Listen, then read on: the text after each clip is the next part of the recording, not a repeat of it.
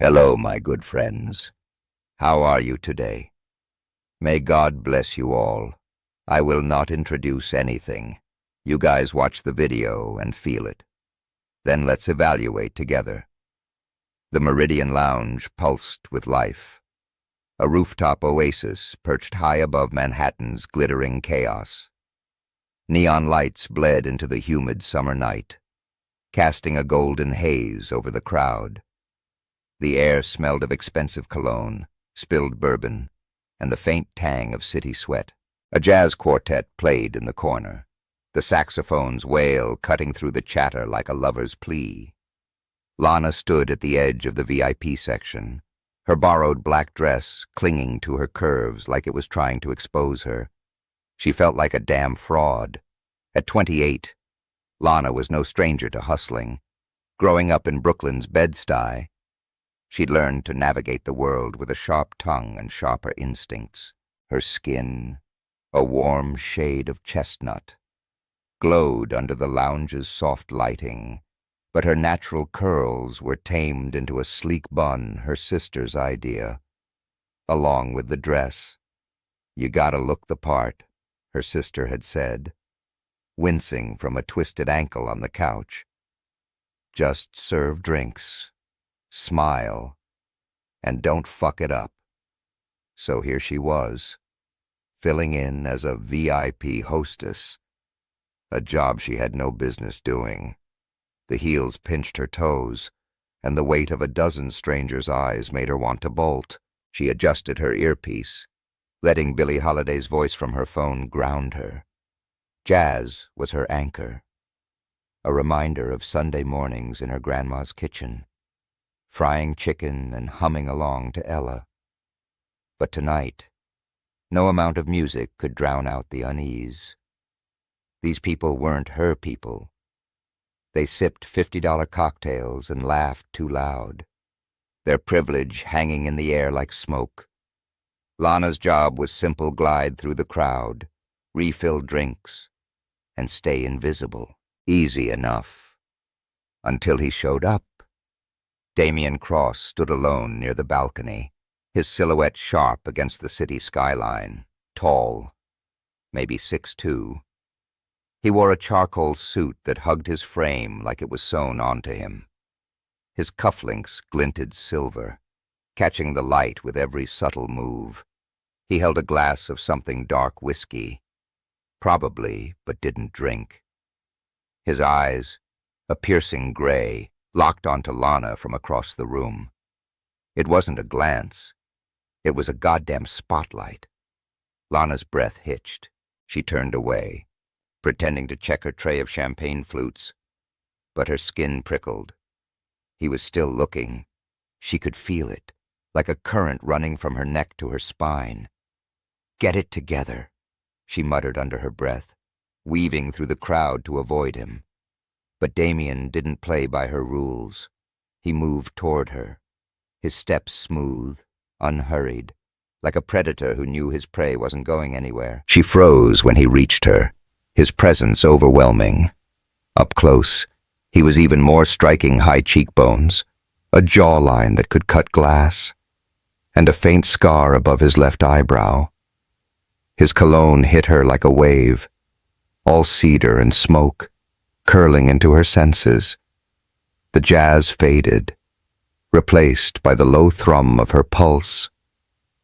"You're early," he said, voice low, like velvet dragged over gravel. Lana blinked.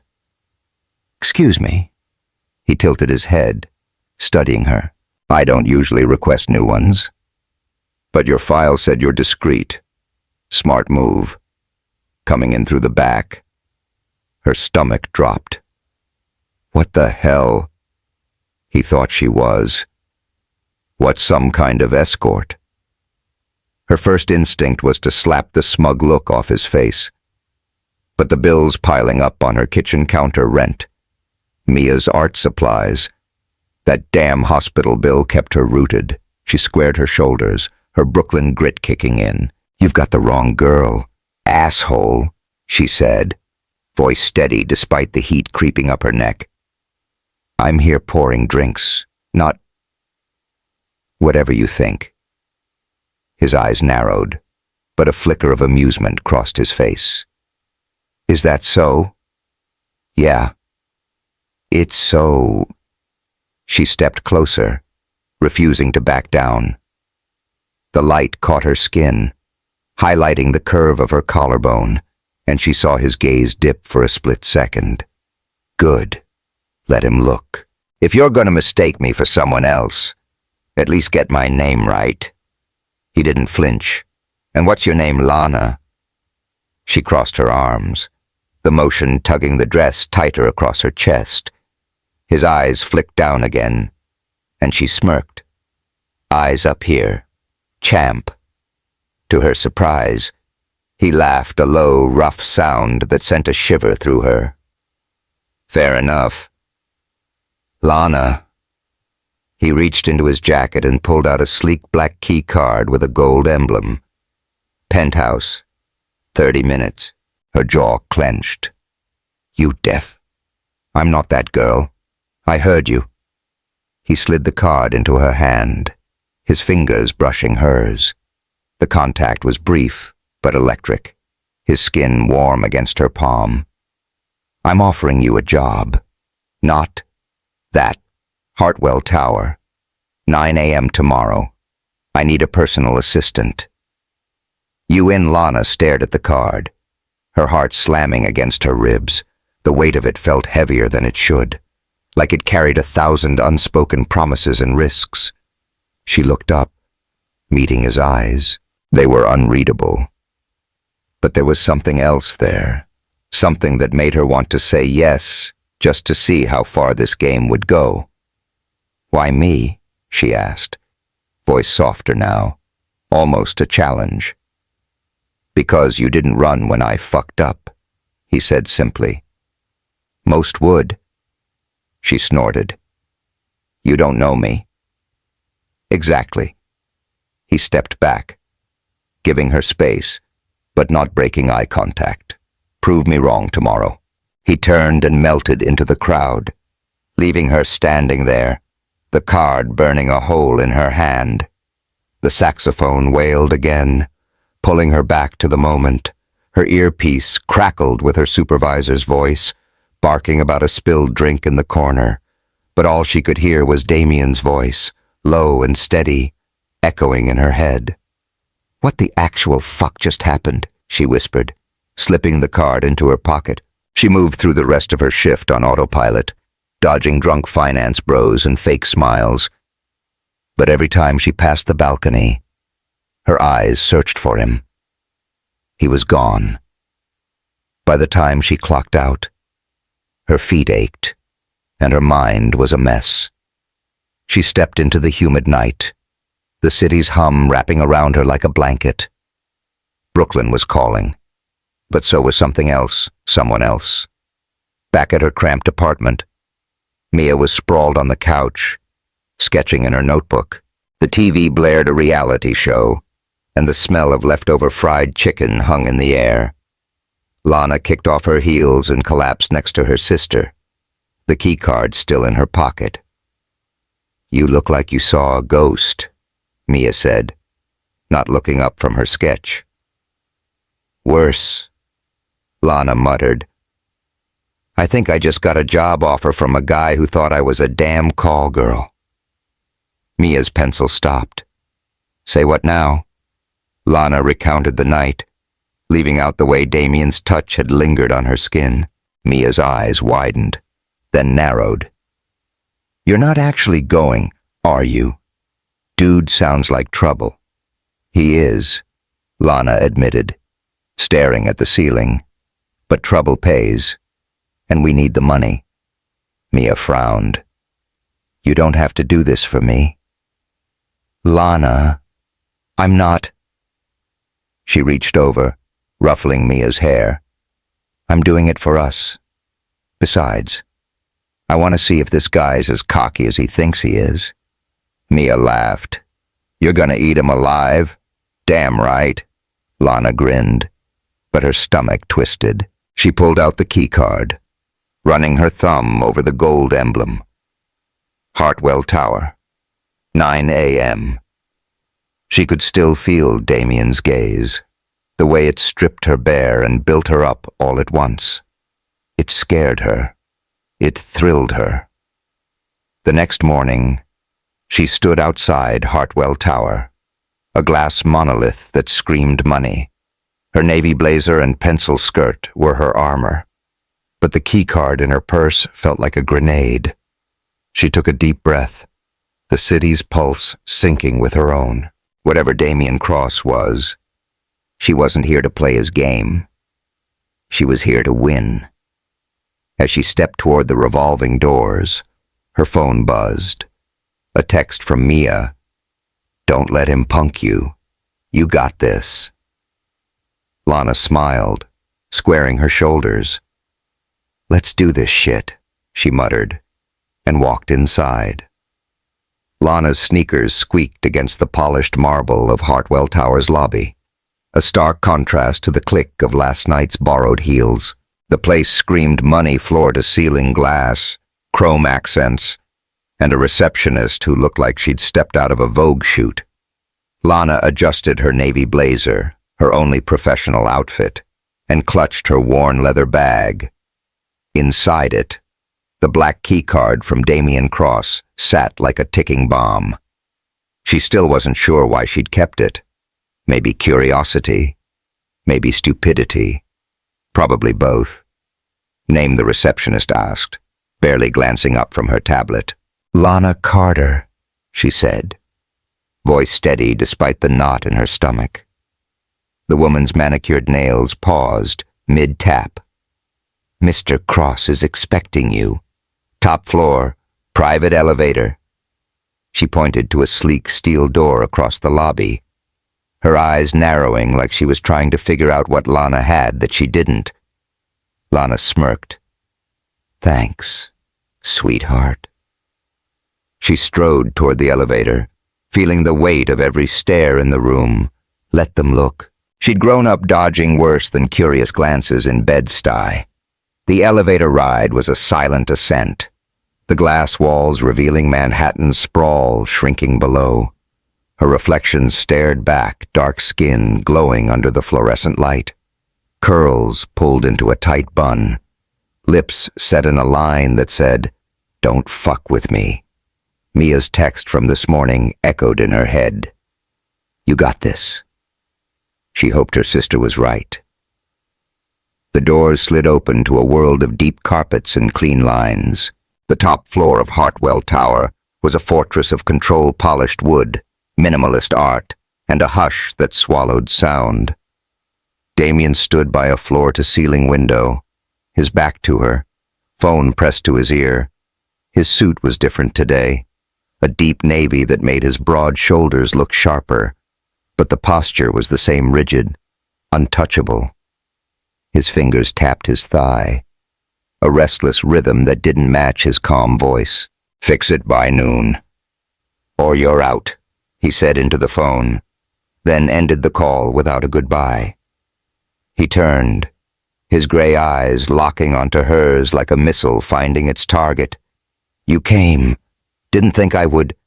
Lana raised an eyebrow, gripping her bag like a shield. "Most wouldn't." He gestured to a glass conference table. "Sit." She didn't move. "You gonna tell me what this is? Or am I supposed to guess?" His lips twitched, not quite a smile. "Personal assistant. You manage my schedule, meetings, communications. Hours are brutal. Pay's worth it. You in?" She crossed her arms, the blazer pulling tight across her chest.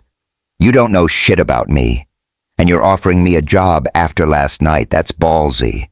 Even for a guy like you. I know you didn't flinch when I fucked up," he said, stepping closer. His cologne hit her again, cedar and smoke, curling into her lungs.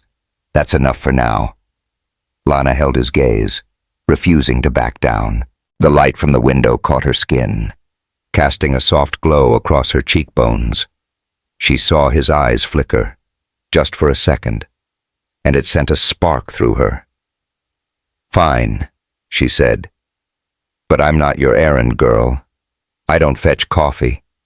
And I don't kiss ass. Noted.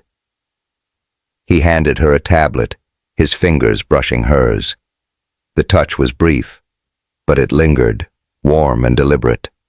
Start with my calendar, meeting in 10. He walked away, leaving her standing there, heart pounding. Arrogant son of a bitch, she muttered, but she opened the tablet and got to work. The first week was a blur of chaos and caffeine.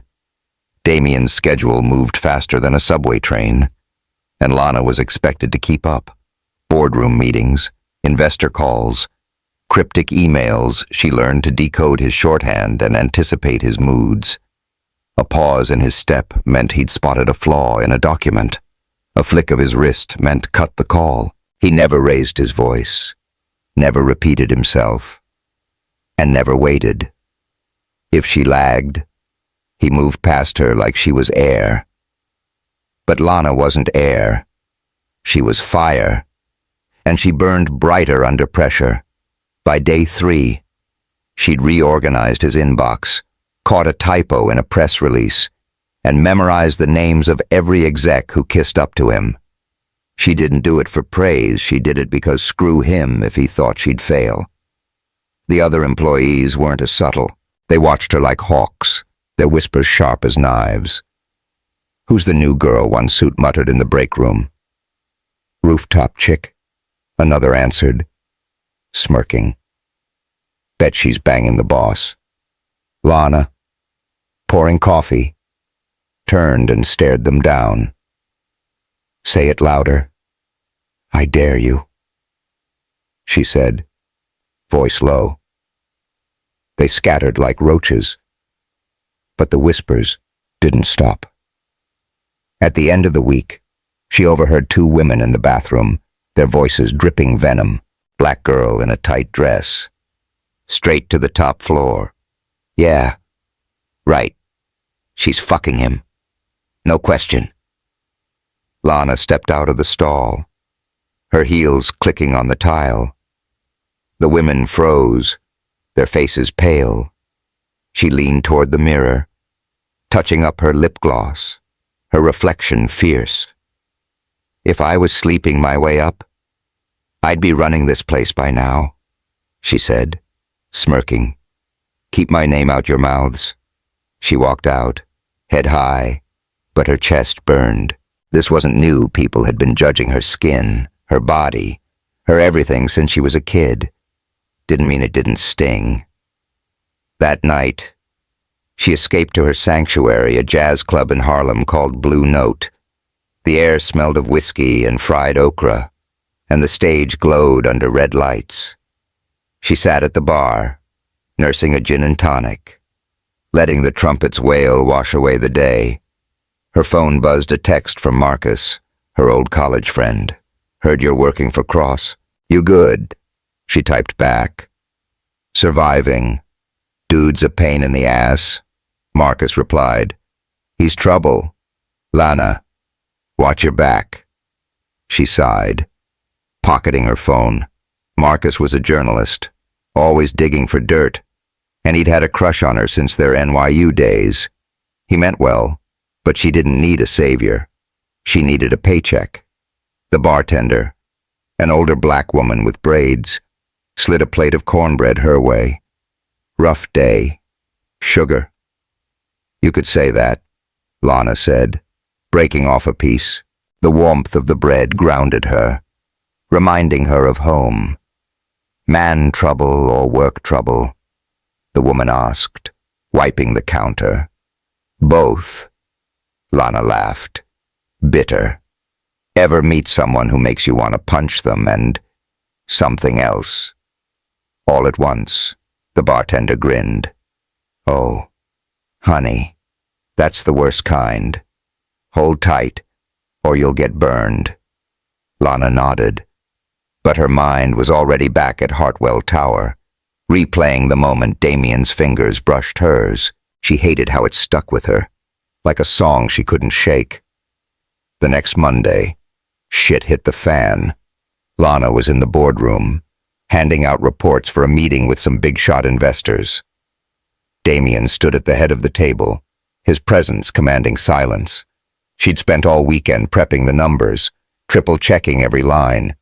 But as she passed him the lead report, her eyes caught a discrepancy, a decimal point in the wrong place, inflating the budget by millions.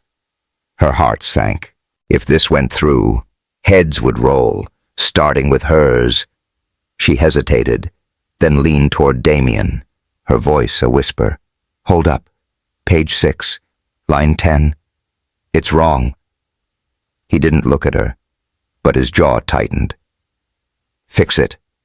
Now she hissed, glancing at the room full of suits watching them. "Now." His tone left no room for argument. Lana's pulse raced. She stepped forward, interrupting the CFO mid-sentence. "Sorry, folks, we've got a typo. Give me 2 minutes." The room went quiet, eyes boring into her. She grabbed the report, her hands steady despite the panic clawing her chest, and scribbled the correction. When she handed it back to Damien, his fingers grazed hers again. Deliberate this time. The heat of his touch lingered, and she hated how it made her breath catch.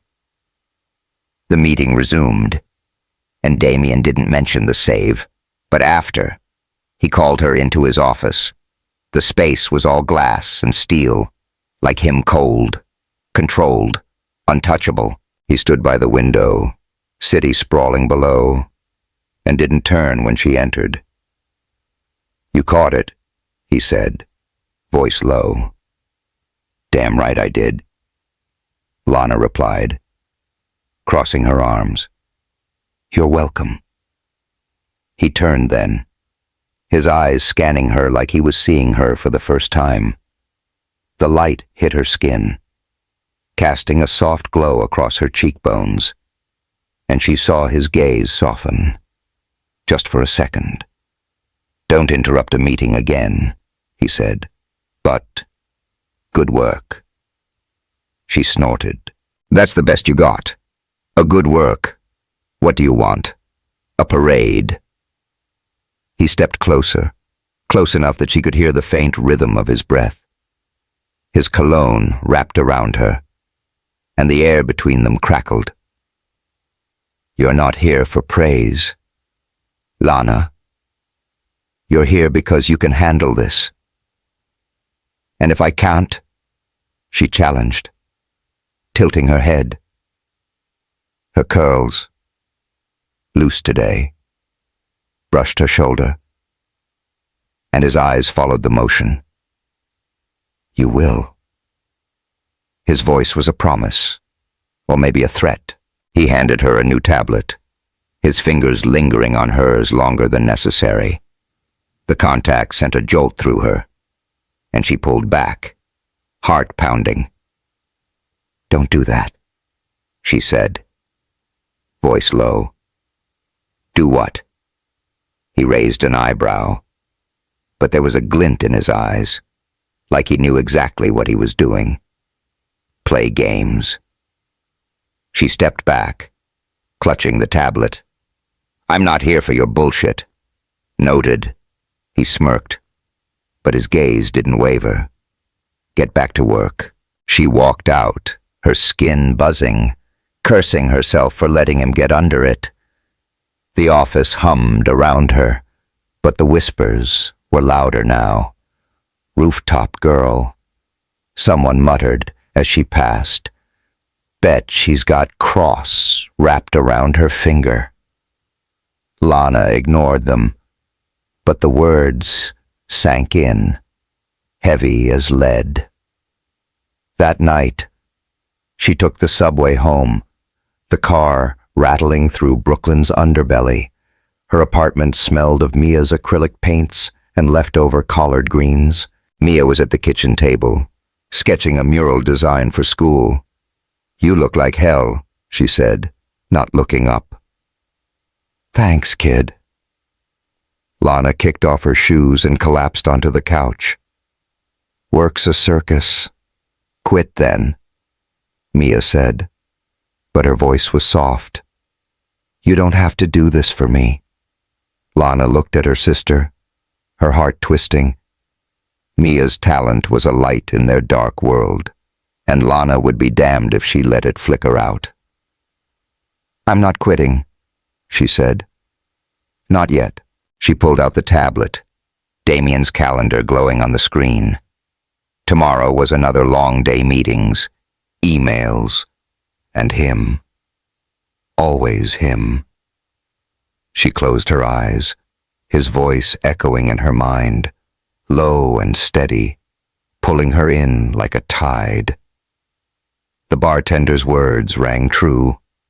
Hold tight, or you'll get burned. But as she drifted to sleep, Lana wasn't sure she wanted to hold tight.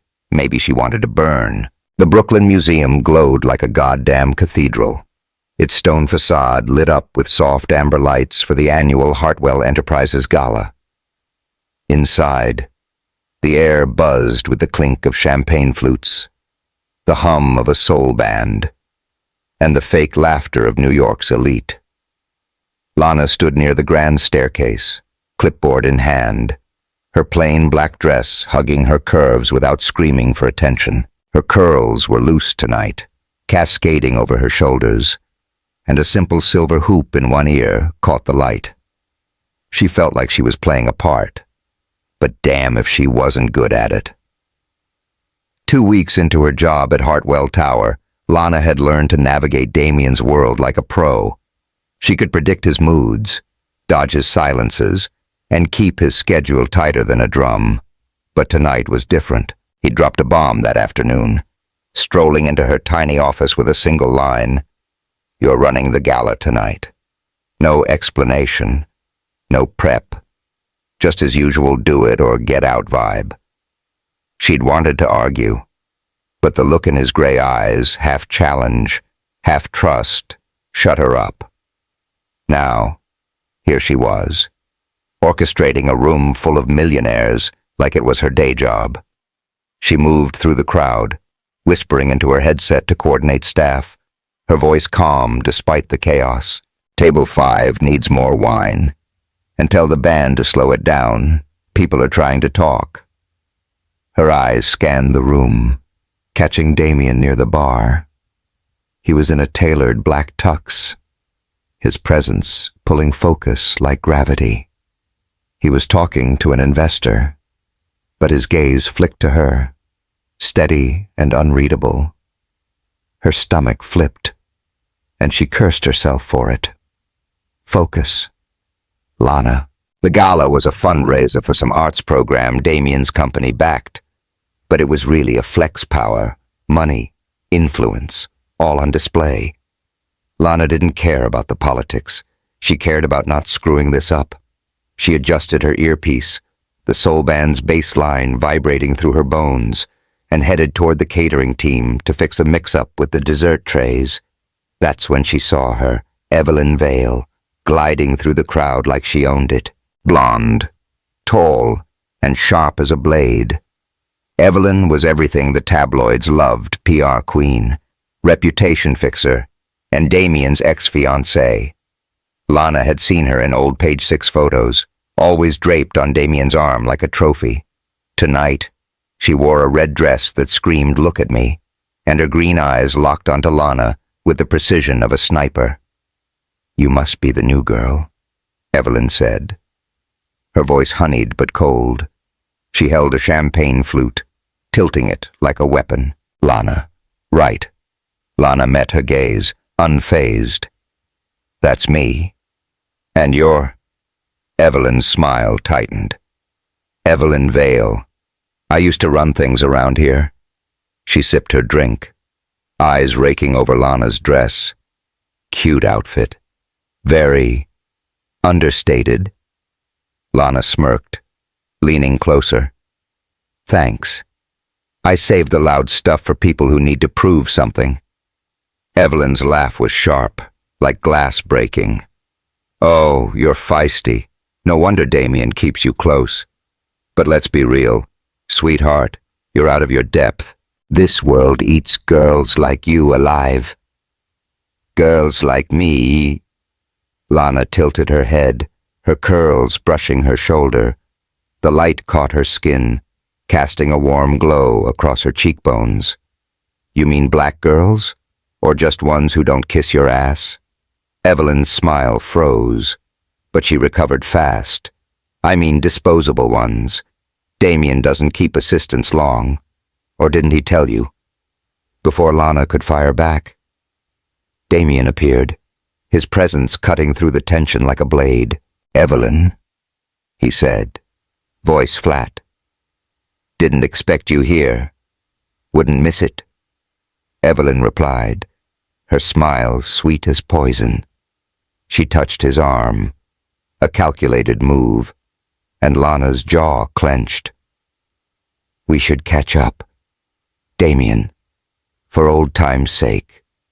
He didn't flinch, but his eyes flicked to Lana, then back to Evelyn. I'm busy. He turned to Lana. Everything on track, like clockwork. Lana said, holding his gaze. The air between them crackled, and she hated how her pulse quickened. Evelyn's eyes darted between them, calculating. Then she walked away, her heels clicking like a countdown. Lana exhaled, turning back to her clipboard. But Damien's voice stopped her. You handled her. She's not my first mean girl, Lana said, not looking up. Won't be my last. He stepped closer, close enough that she could smell his cologne cedar and smoke, wrapping around her like a trap. You're doing better than most would, he said, his voice low, almost intimate. The band's slow jam filled the silence, and the light from a chandelier danced across her skin, highlighting the curve of her neck. His gaze lingered there, and her breath caught. Don't patronize me, she said, stepping back. I'm here to work, not to stroke your ego. Noted. His lips twitched, that almost smile she was starting to recognize. Keep it up. He walked away, and Lana cursed under her breath. Arrogant bastard. But her skin was still buzzing, and she hated it. The gala went off without a hitch mostly. The band played, the donors shelled out cash, and Lana kept everything moving like a conductor. She stood behind Damien for most of the night, whispering reminders about names and deals, her voice steady even when her feet screamed in her heels. People noticed her, not just because she was good, but because she was with him. The whispers followed her like shadows. Isn't she the one from the rooftop lounge? A woman murmured to her friend, loud enough for Lana to hear. Heard she came out of nowhere. How do you think she got the job? Lana's grip tightened on her clipboard, but she kept her face neutral. She'd learned to wear that mask long ago, growing up in a world that judged her before she opened her mouth. But inside, something cracked, sharp and quiet, spreading like a fracture under her skin. By midnight, the crowd thinned, and Lana slipped into a back room to check the catering inventory. The space was dim, lit only by a single lamp, the air heavy with the scent of vanilla and spilled wine. She leaned against a table, rubbing her temples, when the door creaked open. Damien stepped inside, his tux jacket gone. Sleeves rolled up to his elbows, the sight of his forearms, corded and strong, did something to her she didn't want to admit. Thought you'd be out there soaking up the applause, she said, straightening. Not my style. He closed the door, the click loud in the quiet. He stepped closer, and the lamp's light cast shadows across his face, sharpening his jawline. You did good tonight, she snorted. Don't sound so shocked. I'm not. He stopped a foot away, close enough that she could hear the faint rhythm of his breath. The band's distant bass line pulsed through the walls, syncing with her heartbeat. Most would have cracked under the pressure. You didn't. Yeah. Well, I'm not most. She tilted her head, her curls falling over one shoulder. The light caught her skin, making it glow. And she saw his eyes dip to the curve of her neck, then lower, tracing the line of her dress. Her pulse jumped, and she cursed herself for it. "Lana," he said, his voice softer now, almost dangerous. He reached out, his fingers brushing a stray curl from her face. The touch was light, but it burned, sending a shiver down her spine. His hand lingered, hovering near her cheek, and the air between them thickened, heavy with unspoken want. "Don't," she whispered, but her voice betrayed her, trembling just enough to give her away. She should have stepped back, but her body didn't listen. The heat of his hand, the low hum of his breath, the way his cologne filled her lungs, it was too much. "I'm not," he said. But he didn't move his hand. His thumb grazed her jaw, slow and deliberate, and her lips parted, a soft gasp escaping. The lamp flickered, casting their shadows on the wall, and for a moment, it was just them, no gala, no whispers, no world outside this room. She grabbed his wrist, stopping him. "You don't get to do this," she said, voice low, fierce. "Not after last night. Not when everyone out there thinks I'm your damn mistress." His eyes darkened, but he didn't pull away. "I don't care what they think." "I do." She stepped back, breaking the spell. Her skin was still buzzing, her heart pounding like a drum. "I'm not here to be your fantasy, Damien. I'm here to work." He studied her, his expression unreadable. "Fair enough," he said finally, stepping back. But the look in his eyes said this wasn't over. She grabbed her clipboard and walked out, her heels echoing in the empty hall. The soul band was still playing, a slow, aching melody that followed her like a ghost. The next morning, Lana woke to a nightmare. Her phone buzzed on the nightstand, Mia's name flashing. "You okay?" Her sister's text read, "Your name's all over the internet." Lana's stomach dropped. She opened her browser, and there it was, screaming in bold red on a gossip site, CEO Damien Cross's new assistant trading favors for power below it. A grainy photo from the Meridian Lounge, showing Damien handing her the keycard. Another shot from the gala, zoomed in on her standing close to him, his hand brushing her shoulder. The article was venomous, full of anonymous quotes. She came out of nowhere. No one gets that close to Cross without something under the table. Lana's hands shook as she scrolled. The comments were worse crude, racist, tearing her apart. Gold digger. Typical. Bet she's good on her knees. She slammed her phone down, her breath shallow. Mia burst into the room, her face pale. "Lana, this is bullshit," Mia said, sitting on the bed. "You didn't do anything, I know," Lana said, but her voice cracked. She stood, pacing her tiny apartment, the smell of coffee and acrylic paint grounding her. "But it doesn't matter. People believe what they want." "What are you gonna do?" Mia asked, her eyes wide. Lana looked out the window, Brooklyn's rooftop stretching into the distance. She thought of Damien's touch last night, the way it had set her on fire and scared her all at once. She thought of the whispers, the stares, the weight of a world that judged her before she spoke. "I'm going to work," she said finally, grabbing her bag, "and I'm going to make them choke on their lies." But as she stepped into the subway, her phone buzzed again, an email from HR requesting a review. Her heart sank. The shadows from last night were spreading, and she wasn't sure she could outrun them.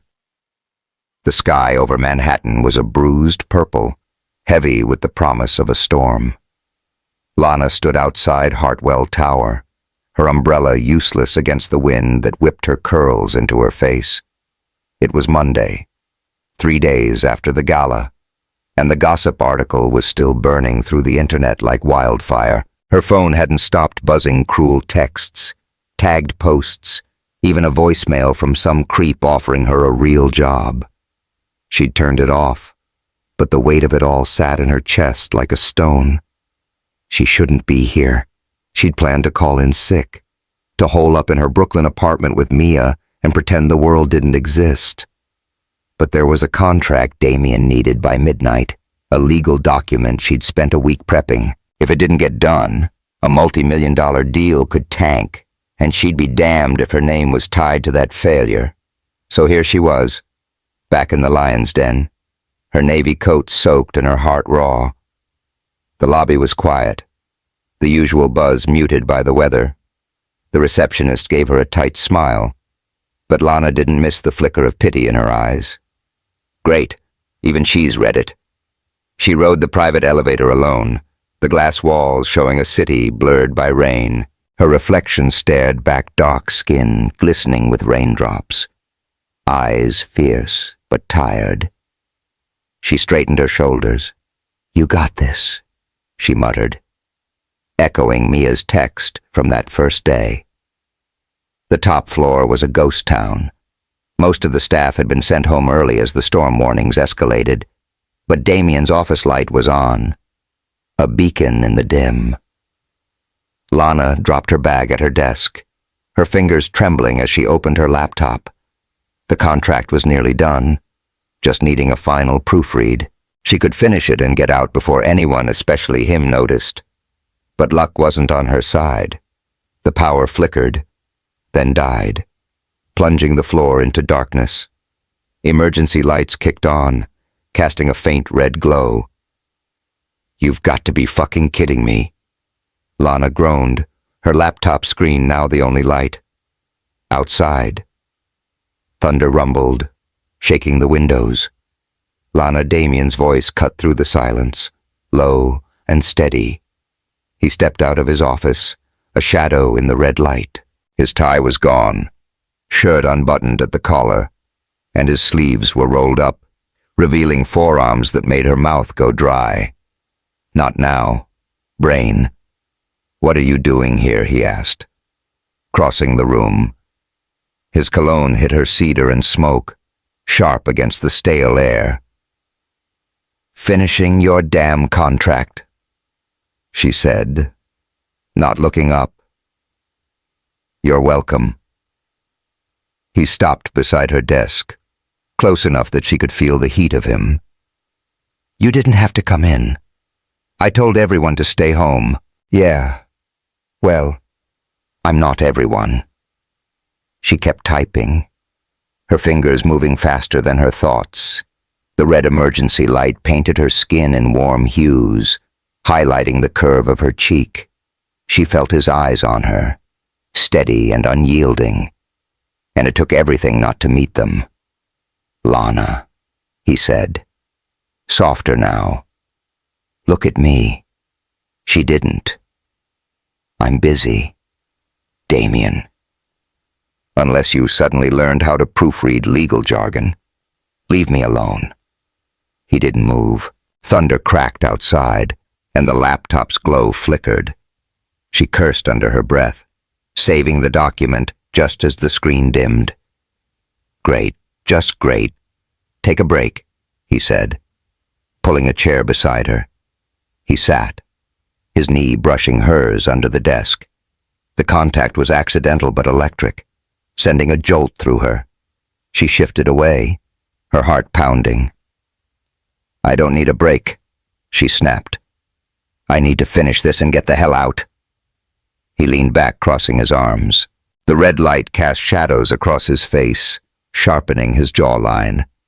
"You saw the article." She froze, her fingers hovering over the keyboard. "Everyone has." "It's not true," he said, voice firm. "No shit." She turned to him, her eyes blazing. "But it doesn't matter, does it?" People believe what they want. And right now, they think I'm some gold-digging whore who fucked her way into your office. His jaw tightened, and for the first time, she saw something like anger in his eyes, not at her, but at the world. It matters to me. Funny, she said, voice bitter. You're the one who started this. That key card. Your mistake. You put me in this mess. I know. His voice was quieter now, almost raw. He leaned forward, elbows on his knees, close enough that she could hear the faint rhythm of his breath. I thought you were someone else, and when I realized you weren't, I didn't know how to fix it without making it worse. You could have tried apologizing, she said, her voice cracking, or, I don't know, not acting like you own me. He looked down, silent, and for a moment, she thought she'd finally broken through his walls. But when he met her eyes again, there was something new there. Regret, maybe, or something deeper. I hired you because you didn't fall apart, he said. You stood your ground. That's rare. That's not a reason, she shot back. That's an excuse. Is it? He leaned closer, his voice dropping to a whisper. The red light flickered, casting their shadows on the wall, and the storm's rumble felt like it was inside her chest. His hand moved, hovering near hers on the desk, not touching, but close enough to make her skin tingle. I see you, Lana, more than you think. Her breath caught. The air between them was thick, charged, like the moment before lightning strikes. She should have pulled away, told him to back off, but her body betrayed her. His scent filled her lungs, and the low hum of his voice sent a shiver down her spine. She tilted her head, her curls brushing her shoulder, and the light caught her skin, making it glow. His eyes followed the motion, lingering on the curve of her neck, and she saw his throat bob, just once. Don't, she said, but her voice was barely a whisper. Trembling with want, she didn't want to name. Don't what his hand moved, his fingers brushing her wrist, light as a feather, but heavy with intent. The touch burned, sending heat through her veins. His thumb traced a slow circle on her skin, and she gasped, the sound swallowed by the storm. The laptop's glow dimmed, leaving only the red emergency light, painting them in shades of fire. Damien. Her voice was a warning, but it sounded like a plea. She grabbed his hand, stopping him, but didn't let go. Her fingers tightened around his, and she felt his pulse, steady and strong, matching hers. The thunder roared, and for a moment, it was just them two people caught in a storm, inside and out. He leaned closer, his forehead brushing hers, his breath warm against her skin. Tell me to stop, he whispered, his voice rough, like he was fighting himself as much as her. She didn't. She couldn't. Her lips parted, and she felt the heat of him, the pull of him, like gravity. His hand slid to her cheek, his thumb grazing her jaw, and she leaned into it, her eyes fluttering shut. The world narrowed to the sound of his breath, the warmth of his touch, the storm raging outside. They were inches apart, so close she could taste the whiskey on his breath. When the power surged back on, the lights blazed, harsh and unforgiving, snapping them out of the haze. Lana jerked back, her heart pounding, her skin still buzzing where he'd touched her. Damien stood, running a hand through his hair, his expression unreadable but his eyes dark with something she didn't want to name. Finish the contract, he said, voice clipped, like nothing had happened. He walked back to his office, the door closing with a soft click. "Fuck," Lana whispered, sinking into her chair. Her hands shook. As she opened the laptop, the contract stared back, but all she could see was him, his eyes, his hands, the way he'd looked at her like she was the only thing in the world. She hated it. She wanted it. She finished the contract by 11, emailed it to Damien, and grabbed her bag. The storm had eased to a drizzle, but the city was a mess, traffic lights out, streets flooded. She took the subway home, the car rattling through Brooklyn's underbelly. Her apartment was dark. Mia asleep on the couch, a sketch pad open on her lap. Lana covered her with a blanket, the familiar smell of acrylic paint and fried okra grounding her. She sat at the kitchen table, staring at the black key card from that first night. It felt like a lifetime ago, but it was only weeks. She'd come to Hartwell to prove something to herself, to the world, to him who, but now, with the article tearing her apart and Damien's touch burning her skin, she wasn't sure what she was proving anymore. Her phone buzzed. A text from Marcus. Saw the article. "You okay? Need me to dig into it, Marcus? Always ready to fight her battles." She typed back, "I'm fine. Stay out of it." But she wasn't fine. The whispers, the stares, the way Damien made her feel it was too much. The next morning, she called in sick. By noon, she'd packed a bag for herself and Mia. A friend in upstate New York had a spare room, a quiet place far from cameras and gossip. "We're getting out of here," she told Mia, her voice firm. Mia frowned, clutching her sketch pad. "Because of the article. Because I need to breathe," Lana said, zipping her bag. "And you don't need to deal with this shit." Mia nodded, but her eyes were worried. "What about your job?" "That guy," Lana's chest tightened. She thought of Damien's hand on her wrist, his breath against her skin, the way he'd said, "I see you." "He'll survive," she said. But the words felt hollow. They left that afternoon, the city fading behind them. Lana didn't tell anyone, not even Marcus. She needed space, needed to find herself outside Damien's world. But as the train rolled through the countryside, she couldn't shake the feeling that she was running from something she didn't want to leave behind. Back at Hartwell Tower, Damien sat in his office, the contract open on his desk. The storm had passed, but the air felt heavy, charged with something he couldn't name. He picked up his phone, typing a message to Lana. "You okay?" He stared at it, then deleted it. Instead, he opened the gossip article, his jaw tightening as he read the lies again. He didn't believe them, not for a second. But the damage was done. And for the first time in years, he felt something he hadn't felt in a long time: guilt. The rain came down in sheets, turning the dirt road outside the small upstate rental house into a muddy mess. Lana stood at the kitchen window, a mug of coffee gone cold in her hands.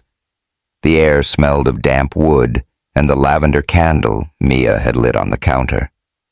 It had been a week since she and Mia left Brooklyn, trading the city's chaos for this quiet nowhere. No cameras, no whispers, no Hartwell Tower. Just space to breathe. But breathing didn't feel like freedom. It felt like running. Lana's phone sat silent on the table. She'd ignored Marcus's texts, her sister's worried glances, and the one message from Damien that had slipped through before she turned off notifications. "You okay?" She hadn't replied. What was there to say? The gossip article had ripped her apart, painting her as a gold-digging stereotype. And the worst part wasn't the lies, it was knowing people believed them, people she worked with, people she passed on the subway. maybe even him. She set the mug down, her curls loose and wild, framing her face like a crown. Her sweatshirt and jeans were a far cry from the polished blazers of Hartwell, but they felt like her, the real her, the one who grew up blasting Nina Simone in Bed-Stuy, who'd fought for every inch of respect she had, but that Lana was slipping, buried under the weight of whispers and a man whose touch she couldn't forget. A knock at the door snapped her out of it. Mia was at an art workshop in town, so the house was empty. Lana frowned, wiping her hands on her jeans. "Who the hell's out in this weather?" she muttered, crossing the creaky floorboards. She opened the door, and her heart stopped. Damien Cross stood there, soaked to the bone. His dark coat clung to his frame, rain dripping from his hair. His gray eyes locked on her like she was the only thing in the world. He looked different, less like the untouchable CEO and more like a man who'd driven through a storm to find her. His jaw was tight, his hands shoved in his pockets, but there was something raw in his expression, something she'd never seen before. "Jesus, Damien," she said, stepping back. "What are you doing here?" "I needed to see you," he said, voice rough, barely audible over the rain's roar. He didn't move, just stood there, letting the water run down his face. "Can I come in?" She should have said no, should have slammed the door and gone back to her coffee, but her body moved before her brain caught up. Stepping aside to let him in, he entered, dripping on the hardwood, his presence filling the small space like it had the Meridian Lounge that first night. His cologne, muted by the rain, still hit her cedar and smoke, sharp and familiar. "How'd you find me?" she asked, crossing her arms. Her sweatshirt slipped off one shoulder, exposing the curve of her collarbone, and she saw his eyes flicker, just for a second. "Car lease," he said, running a hand through his wet hair. "Your name was still in the system. Stalker much?" She raised an eyebrow, but her voice was softer than she meant it to be. She gestured to a chair by the table. "Sit before you flood the place." He didn't sit. He stood, his coat dripping, his eyes searching hers. "Lana, I fucked up," she snorted, leaning against the counter. "Yeah, no shit. You gonna narrow it down? Or do I get to guess the article?" he said, stepping closer. The candle's light cast shadows across his face, sharpening his cheekbones. "I should have stopped it. Should have protected you. I didn't. And I'm sorry." Her chest tightened. She'd waited for those words, but now that they were here, they didn't fix anything. Sorry doesn't erase it. "Damien, you know what they're saying about me, that I'm some hoe who slept her way into your office, and you let it happen. I didn't." He stopped, exhaling sharply. "I didn't believe it, not for a second. But I should have said that. Should have done something. Then why didn't you?" Her voice cracked, raw and angry. She stepped toward him, close enough to feel the damp heat of his body. The rain's rhythm pounded the roof, sinking with her pulse. "You let me walk into that fire, and now I'm burning." He flinched, and for the first time, she saw him falter. "I found the source," he said quietly. "It was Evelyn. She used an old email from her PR days to leak the photos. She wanted you gone." Lana's breath caught. Evelyn. Of course. The red dress. The venomous smile, it all made sense. But knowing didn't make it hurt less. "And what?" "You cut her off. Ruined her. That's your fix." "I dealt with it," he said, his voice hard. "She's out. No contracts, no influence. But that's not why I'm here. Then why are you here? She stepped closer, her voice rising. Her curls bounced with the motion, and the candlelight danced across her skin, highlighting the curve of her neck. His eyes followed, and she saw his throat bob. Just once, to play hero. To save me. I don't need saving. Damien. I know. He closed the distance, stopping inches away. The air between them crackled, thick with rain and want. I'm here because I was wrong, because I let you face this alone when I should have been there, because I can't stop thinking about you. Her heart slammed against her ribs. She wanted to scream, to push him away, but her body wouldn't move. His voice was a low hum, vibrating through her, and his scent rain-soaked cedar filled her lungs. The candle flickered, casting their shadows on the wall, and for a moment, it was just them, caught in a storm that had nothing to do with the weather. You don't get to say that, she whispered, her voice trembling. Not after everything. Then tell me to leave, he said. His eyes locked on hers. He stepped closer, so close she could feel the heat of him, the damp fabric of his coat brushing her arm. Tell me you don't feel this. She couldn't. Her lips parted, but no words came. Her hands clenched, nails digging into her palms as she fought the pull of him. His hand moved, slow, giving her time to stop him. She didn't. His fingers grazed her cheek, wet from the rain, and a shiver ran through her. His thumb traced her jaw, then her lower lip, and she gasped, the sound swallowed by the rain's roar. Damien! Her voice was a plea, a warning, a surrender. She grabbed his coat, her fingers twisting in the wet fabric, and pulled him closer. His eyes darkened, and before she could think, his lips were on hers. The kiss was fire-hot, desperate, consuming. His mouth moved against hers, hungry and sure, tasting of rain and whiskey. She kissed him back, hard, pouring every ounce of anger, hurt, and want into it. His hands slid to her waist, pulling her against him, and she felt the damp heat of his body through her sweatshirt. The candle's light flickered, painting their silhouettes in gold, and the rain's rhythm matched the pounding of her heart. She broke the kiss, gasping, her hands still gripping his coat. This doesn't fix anything, she whispered, but her voice was shaky, her lips tingling. I know, he said, his forehead resting against hers. His breath was ragged, his hands tightening on her hips. But I want to try. I want you, Lana. Not as my assistant. Not as anything but you. She pulled back, searching his eyes.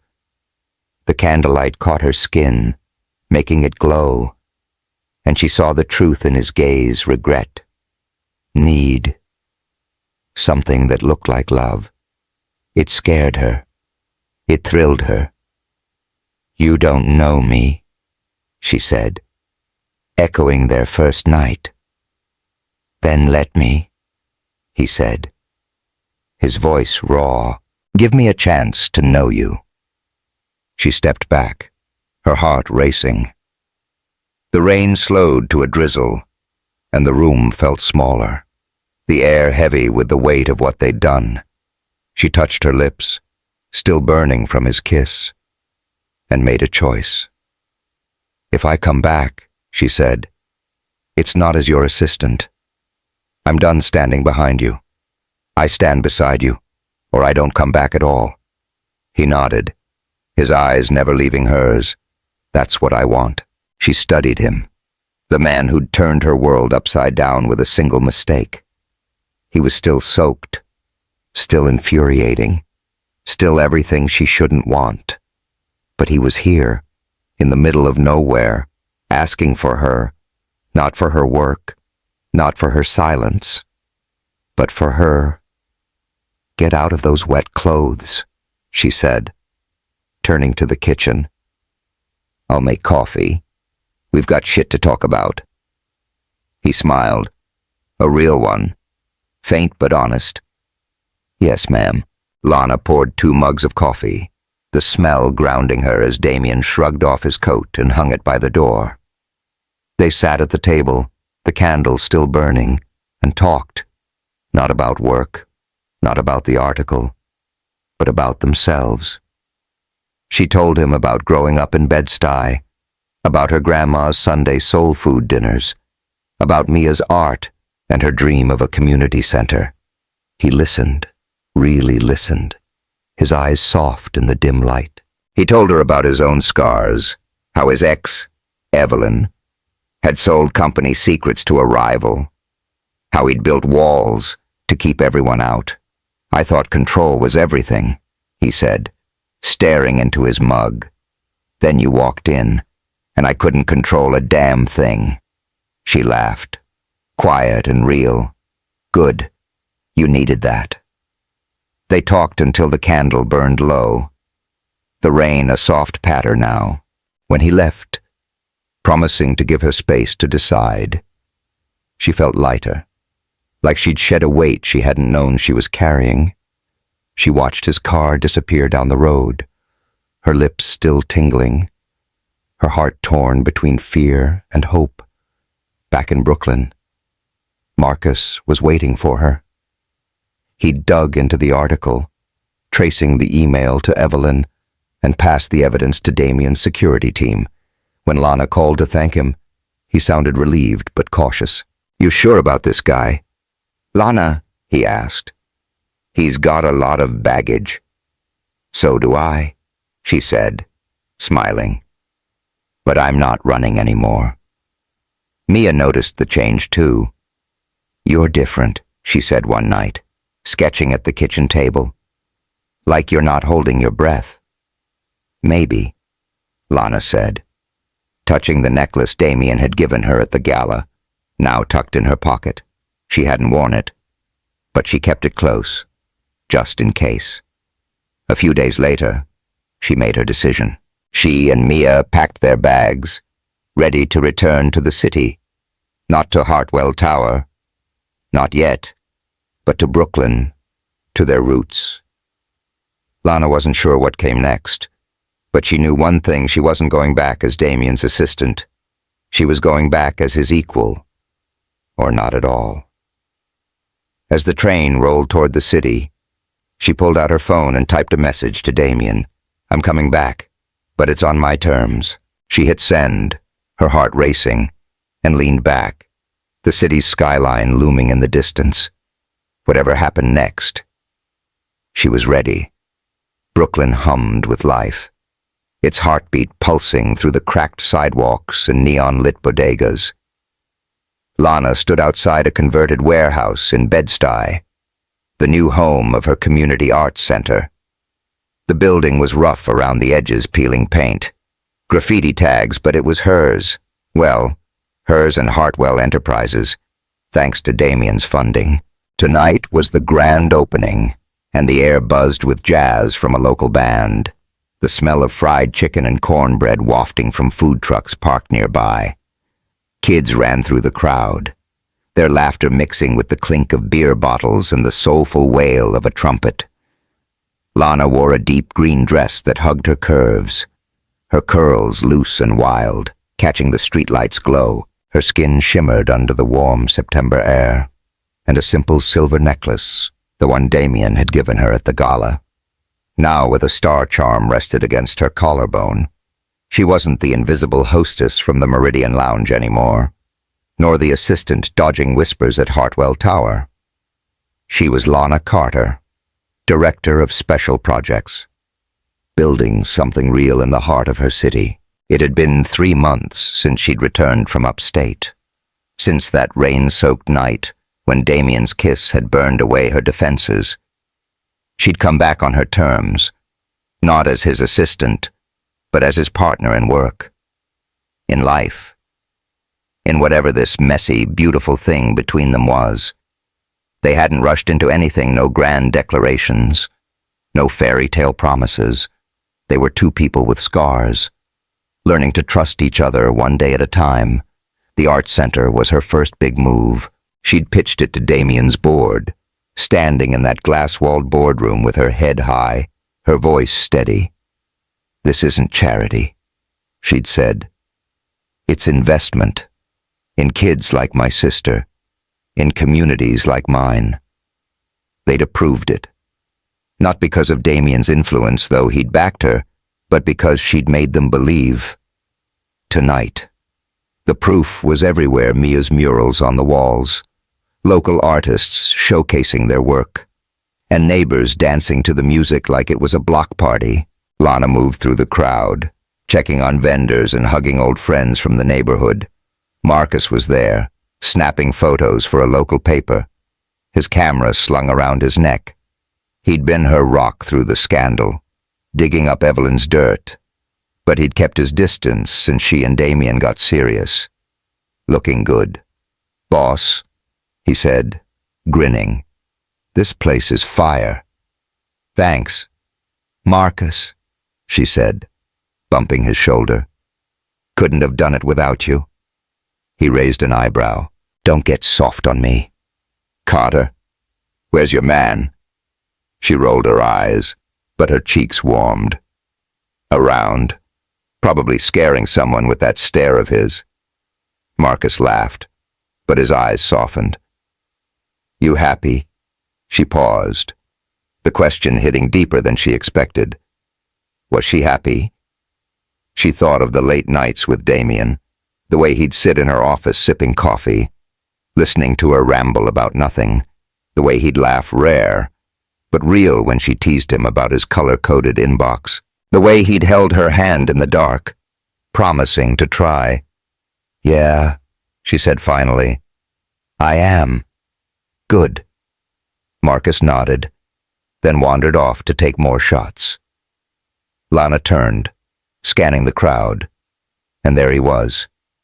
Damien stood near the stage, a beer in hand, his usual suit traded for a black Henley and jeans. He looked almost human. The sharp edges of Hartwell's CEO softened by the warm light and the music. His gray eyes found hers, and a slow smile curved his lips, the kind that made her stomach flip. She walked over, her heels clicking on the pavement, the necklace glinting against her skin. "You're late," she said, stopping in front of him. The band switched to a slow jam, the bass line vibrating through her bones. "Had to handle something," he said, his voice low, rough. He stepped closer, the faint scent of his cologne cedar and smoke curling into her senses. "You look." His eyes raked over her, lingering on the curve of her hips, the glow of her skin under the lights. "Like trouble," she smirked, tilting her head. "Good. Keeps you on your toes." He laughed, a deep, quiet sound that sent a shiver through her. The crowd faded, the music a soft hum, as he reached out, his fingers brushing the star charm on her necklace. "You're wearing it," he said, his voice softer now, almost reverent. "Don't get cocky," she said. But her breath caught as his thumb grazed her collarbone, warm and deliberate. The light from a nearby street lamp danced across her skin, casting shadows that made her look like a painting. His eyes darkened, and she felt the pull of him, the same gravity that had drawn her in that rainy night. "Come here," he said, taking her hand. He led her to a quieter corner near the warehouse, where the music was a distant pulse and the air smelled of jasmine from a nearby garden. The crowd's laughter faded, leaving just them, bathed in the soft glow of string lights. "What's this?" she asked, raising an eyebrow. "You going soft on me? Cross never." He pulled her close, one hand settling on her waist, the other cupping her cheek. His touch was warm, steady, and she leaned into it, her heart racing. The lights above flickered, casting their silhouettes on the wall, and the jazz band's slow melody wrapped around them like a blanket. "Dance with me." She laughed, quiet and real. "You don't dance. For you, I do." He swayed with her, slow and sure, his body pressed against hers. She felt the heat of him through her dress, the steady rhythm of his breath syncing with hers. His hand slid lower, resting on the small of her back, and she gasped. The sound swallowed by the music. Her fingers curled into his shirt, feeling the hard planes of his chest, and she tilted her head, her curls brushing his shoulder. "Careful," she whispered, her lips close to his ear. "People might think you're human." "Let them," he murmured, his voice a low hum that vibrated through her. He pulled back just enough to look at her, his eyes tracing the curve of her lips, the glow of her skin. "You're the only one who matters." Her breath hitched. She wanted to tease him, to keep the walls up. But his words cracked something open inside her. She rose on her toes, closing the distance, and kissed him. It was slow at first, soft, like they were learning each other all over again. Then it deepened, hungry and sure, his lips moving against hers with a need that matched her own. She tasted the beer on his tongue, felt the heat of his hands as they tightened on her waist. The world fell away, leaving just the sound of their breaths, the warmth of his body, the jazz weaving through the air. They broke apart, gasping, their foreheads pressed together. "Damn," she whispered, her lips tingling. "You're getting good at that." "Practice makes perfect," he said, his voice rough with want. He kissed her again, softer this time, his thumb brushing her cheek. The lights above swayed, casting golden flecks across her skin, and she felt like she was glowing, inside and out. The opening was a success. Mia's murals stole the show, and the crowd stayed late, dancing and laughing under the stars. Lana stood on the warehouse steps, watching it all, her heart full. Damien joined her, his arm brushing hers, and for once, he didn't say anything. He just stood there, letting the moment be. Later, they ended up at his penthouse, a sleek space with floor-to-ceiling windows overlooking the city. The air smelled of leather and coffee, and a soft jazz playlist played from hidden speakers. Lana kicked off her heels, her bare feet sinking into the plush rug, and sipped a glass of wine as Damien loosened his shirt, the top button undone. "You did it," he said, leaning against the counter, his eyes soft. "The center. It's real." "We did it," she corrected. Setting her glass down, she walked over, stopping inches from him. The city lights sparkled outside, reflecting in her eyes, and her skin glowed under the dim chandelier. "But don't think this means I owe you." He laughed, pulling her close. "Wouldn't dream of it." His hands settled on her hips, warm through her dress, and she felt the familiar pull of him, the gravity that had always been there. "You're something else, Lana Carter." "So are you," she said, her voice soft but sure. She reached up, tracing the scar above his eyebrow, her fingers lingering. He caught her hand, kissing her palm, and the heat of his lips sent a shiver through her. They swayed to the music, slow and intimate, their bodies pressed close. His breath was warm against her neck, and she felt his heartbeat, steady and strong, matching hers. The song ended, and they stood there, wrapped in each other, the city humming below. "I used to think power was control," he said, his voice low. "Then you showed up, and I realized it's showing up for someone, even when they don't ask." She smiled, her eyes soft. "And I thought love was a trap, but you made it feel like freedom." He kissed her then, slow and deep, and the world melted away. The scene faded, not to a bed, but to a promise of mornings cooking soul food together, of late nights laughing over jazz, of a life built on trust, not control. Months later, the Arts Center thrived, a beacon in Bed-Stuy. Lana and Damien didn't have a perfect ending. No rings, no vows. They had something better, a choice, to show up, to fight, to love without losing themselves. Mia's art graced gallery walls. Marcus wrote a feature on the center, and even Evelyn faded into obscurity. Her schemes a distant memory. One night, Lana stood on the Brooklyn Bridge, the city's lights stretching out like a dream. Damien joined her, his hand finding hers, warm and steady. "You ever think about that first night?" he asked, his voice soft. "All the time," she said, leaning into him. "You were an asshole." He laughed, pulling her close. "And you were the best mistake I ever made."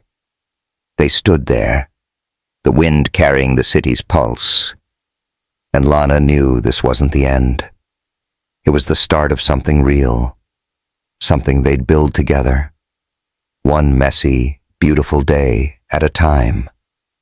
Yo, that's the end of Lana and Damien's wild ride. Did their story hit you in the feels? Smash that subscribe button, share this with your crew, and drop a comment with your favorite moment. Mine's that rainy kiss. We've got more epic stories coming, so stick around. Peace.